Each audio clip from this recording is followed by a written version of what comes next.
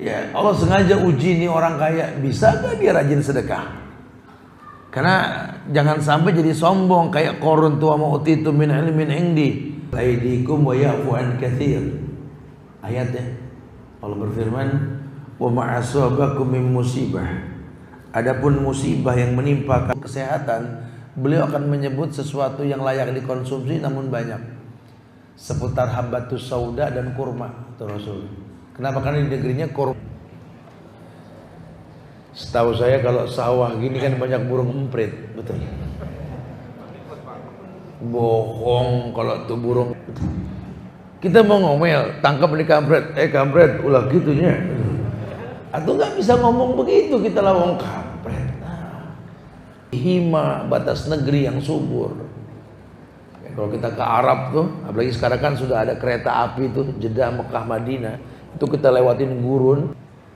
Jangan anggap itu hal biasa.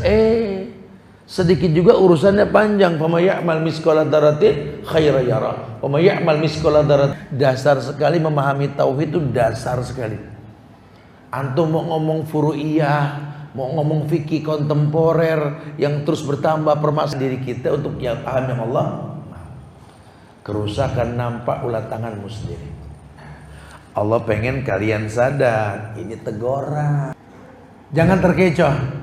Idza ra'aita Allah Ta'ala yu'tal 'abda minad dunya ma yuhibbu wa huwa muqimun ala ma'asinya, malah lihat enggak ada yang berhasil. Kok bisa tat? Ya wallahu alam. Ulama hanya mengatakan al ilmu nur wa nurullah la yuhda lil 'asi. Lihat, dia bertawasul dengan nama Allah. Allah perintahkan fad'uhu biha, minta dengan namaku. Diangkatnya apa? La ba'sa tahur insyaallah. Enggak apa-apa, udah ngerontokin dosa. Ya, sebenarnya demam yang kau rasa itu merontokkan dosamu seperti api yang merontokkan karat pada besi. Ya, lihat cara Allah, lihat. Bismillahirrahmanirrahim. Wajar kan begitu? Yattaqilah kan sifatnya kan mudhari', continuous tense. Dari dulu sampai sekarang dan yang akan datang dia selalu bertakwa. Kalau dia bisa kayak begitu, yaj'al lahu makhrajan, Allah berikan solusi. Allah yang bilang. Kaya bertakwa, miskin bertakwa, yaj'al lahu makhrajan. Wa yarzuqhu min haitsu la yahtasib, dikasih rezeki dari tempat yang tak diduga-duga.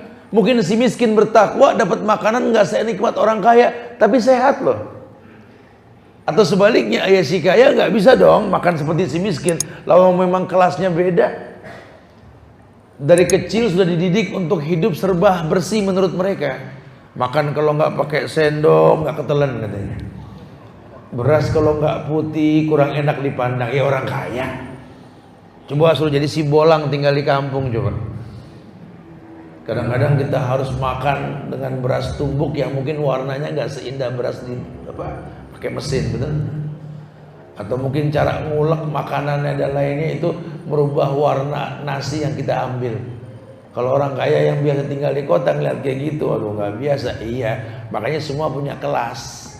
Dalam teknik dakwah tuh beragam. Nanti pada akhirnya sama. Suka banyak komplain kan masyarakat kalau ada kajian di hotel, kajian di ini. Kajian kok di hotel? Emang pertama di situ dulu. Ntar lama-lama di masjid. Ini kan kayak kita jaring ikan kalau dalam dakwah. Enggak sembarangan orang dipukul rata. Ntar dulu, beda-beda. Cara Nabi berdakwah kepada paman-pamannya yang kaya dengan teman-temannya yang miskin beda. Oh, beda sekali. Nabi yang datengin pamannya. Kalau orang-orang kan kebanyakan kan Masya Allah yang mendatangi Nabi, betul? Sahabat mana yang nggak datang ke rumah Rasul? Ada beberapa teknik, tapi intinya nanti idza jaa nasrullahi wal fathu, berbondong-bondong, wa ra'aitan nasa yadkhuluna fi dinillahi afwaj. Kalau sudah sampai dakwah kaya miskin gak ada beda tuh. Tapi prosesnya memang ada. Kadang seperti itu. Kadang seperti itu. Bukan berarti membedakan manusia, bukan. Memang harus kita akuin. Ada yang sifatnya jemput bola, ada yang tunggu bola. Intinya sih main bola gitu. Ya. Intinya main bola, karena Ustadz bersama teman-teman dari Muslim Baker Indonesia ini senengin keliling pakai motor di Indonesia ini, karena bisa masuk kemana aja, ketemu karakter orang-orang yang berbeda. Tapi wallahi demi Allah, yang bisa membuat kita masuk ke semua kalangan adalah tauhid. Makanya kalau kita betul-betul nggak mendalami tauhid ini nggak bakal ketemu. Kayak kita ngelihat orang yang tawaf di Ka'bah, itu beragam negara yang datang, beragam mazhab yang ada itu. Belum bicara ijtihad dan ijma. Tapi mereka nggak ada keributan. Kenapa? Karena ada standarisasi ibadah. Ya. Tawaf dari zaman Nabi sudah ada 7. Mau orang mana ke, mazhab mana ke, pokoknya tawaf 7 aja dah. Oh kalau saya 14 ya, jangan begitu. Kenapa? 7 aja boleh, apalagi 14? Nggak bisa begitu. Kata lari pagi. Ada standarisasinya, iya. Kita boleh beda bahasa. Kalau sholat dimanapun ada standarnya. Orang manapun kamu, kalau dalam kondisi sholat, lihat ya, yang namanya zuhur 4, asar 4, maghrib 3, isya 4, subuh 2, betul. Orang mana ke sama tuh standar. Safar kemanapun sama, pokoknya kosor aja 2. Ada contoh, ada standar. Nih SOP-nya agama begitu. Tujuannya apa? Supaya Allah berikan solusi sama kamu. Kenapa diberikan solusi? Karena kamu bertakwa dengan benar. Wa may yattaqillah yaj'al lahu makhrajan wa yarzuqhu min haitsu la yahtasib. Dengan ukuran qad ja'alallahu likulli syai'in qadran. Allah berikan semua dengan ukuran yang berbeda. Iya. Ada yang makan yang nggak banyak, ada yang makan yang banyak, macam-macam orang. Karena Allah tahu ukuran manusia berbeda. Makanya kita kalau minta sama Allah nggak usah nyebut bilangan, sama orang boleh nyebut. Pak, saya mau beli motor Pak, boleh gak saya pakai duit dulu? Berapa? 3 juta, enak. Tapi kalau kita ke Allah berdoa, ya Allah 3 juta ya Allah. Nggak begitu bahasanya. Allahumma rizukna, umum tanpa bilangan, betul? Karena Allah yang tahu, kita nggak tahu, Allah yang maha tahu. Ini kita berhusnuzan sama Allah. Kita cuma kurang bertakwa kepada Allah. Padahal Allah yang mengatakan, dan semua orang banyak yang tahu ayat ini. Wa may yattaqillah yaj'al lahu makhrajan wa yarzuqhu min haitsu la yahtasib. Ini nggak main-main. Barang siapa bertakwa kepada Allah, maka Allah berikan solusi. Tolong kalau yang namanya ibadah jangan main-main. Ibadah jangan bercanda. Ini kita ngomong ibadah bercanda mulu, gimana mau paham? Ngomong sama anak tentang sholat bercanda aja. Sholat nggak sholat lu dicakar malaikat. Anak ya nggak enak. Ya, ibu mau ngomong nasihat sama bapak jangan sambil bercanda, ngomong yang tegas Pak. Jangan Pak. Apa yang bapak lakukan ini Allah marah Pak. Saya sih nggak bisa berkata-kata, tapi kalau Allah marah kan kena semua imbasnya Pak. Tolong kalau ibadah jangan main-main Pak. Bapak juga kalau mau nambah bilangan istri juga jangan banyak bercanda, serius ngomongnya. Gimana mau diizinin? Kalau ibadah tuh greget sedikit gitu loh. Manik kayaknya umat manusia udah mulai berkurang jumlahnya nih. Harus banyak yang bisa mendoakan kita tegas. Mama juga Masya Allah Pak, Allahu Akbar begitu. Dijorokin gitu bisa. Ya, yang keenam, kurangnya tawakal. Padahal kata Allah, wa may yatawakkal 'ala Allah fa huwa hasbu. Barang siapa yang bertawakal pada Allah, Allah yang bakal jamin. Enggak usah kita yang bisa multi talent, lawang burung saja. Kata Umar bin Khattab, katanya Rasul pernah bersabda, dan Umar sendiri yang mengatakan, "Lau annakum kuntum tatawakkalu 'ala Allahi haqqa tawakkulihi la razaqakum kama yarzuqut tayr yaqdu khimasan wa taruhu bitanan." Iya, Rasul bilang, "Enggak usah kamu yang multi talent bisa apa aja. Burung saja yang bisanya cuma terbang, matok sama lompat. Yaqdu khimasan wa taruhu bitanan." Dia terbang pagi kosong perutnya, balik sore penuh burung.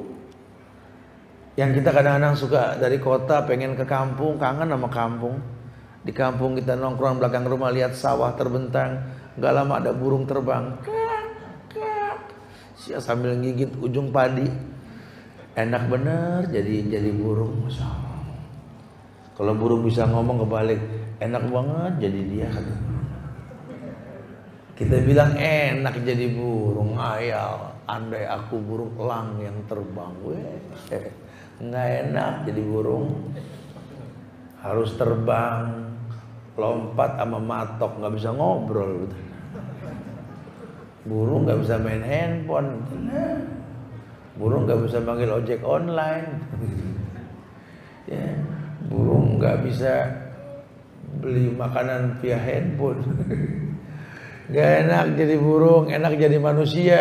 Cuma orang tuh bilangnya begitu. Nabi contohkan burung aja, burung yang gak enak jadi burung, yang makanannya susah karena cuma ulet sama biji. Kita mah apa juga kita makan, burung kita makan. Nabi mengatakan, "Lau annakum kuntum tatawakkaluna 'ala Allah haqqa tawakkulihi la razaqakum kama yarzuqut tayr yakhdu khimasan wa taruhu bitara." Andai kalian mau bertawakal bak burung yang terbang itu. Pagi kosong temboloknya, pulang penuh, Allah jamin betul. Kalau di daerah gini kita masih bisa ngelihat tuh. Ya Allah, itu burung sebanyak itu siapa yang ngasih makan, ya Allah. Apa temennya berbisik, no ada padi di sana? Enggak rasa. Kemarin saya pernah ketual Maluku sama teman-teman ketual Maluku itu, Masya Allah, di Pulau Bayat itu biru lautnya. Itu ngelihat jutaan burung ikan tuh terbang di atas laut. Ikan terbang tuh banyak kayak mutiara. Gak lama ada burung yang menyambar ikan tersebut. Allahu Akbar.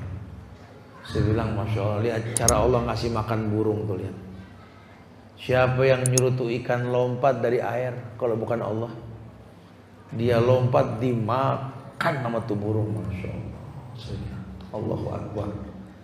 Ini fabi ayyi ala'i rabbikuma tukadziban. Nikmat Allah mana yang mesti didustai?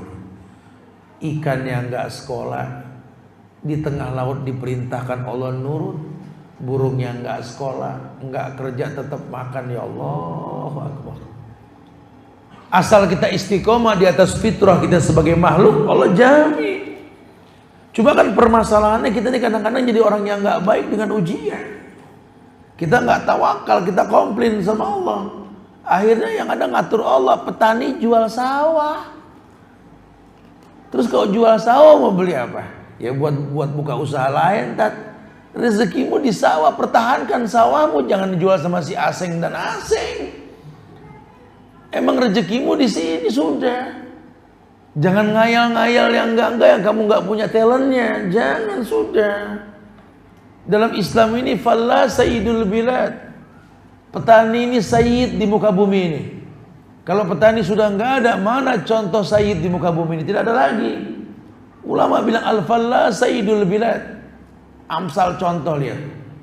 Lihat wahai orang-orang yang sukses, lihat para petani yang kakinya kotor terkena lumpur, lihat. Mereka bungkuk menanam padi, lihat. Mereka bersama-sama bergotong royong, lihat.